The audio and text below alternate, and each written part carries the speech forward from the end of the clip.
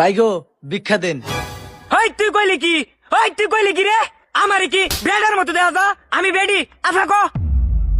আ বাবা আফা গো, আমি প্রতিবন্ধী লেঙ্গা মানুষ, চোখকে দেই না, আমার মারতার লাইন।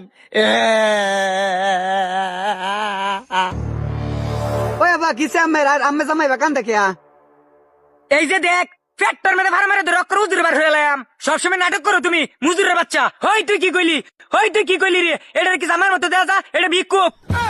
ও সরি আফা আমার ভুল হইছে। ওই তুই যে ভিক্ষা করস তোর লাইসেন্স কই? তোর লাইসেন্স পাওয়ার আ বাবা ভিক্ষা করলেও বলে লাইসেন্স লাগে।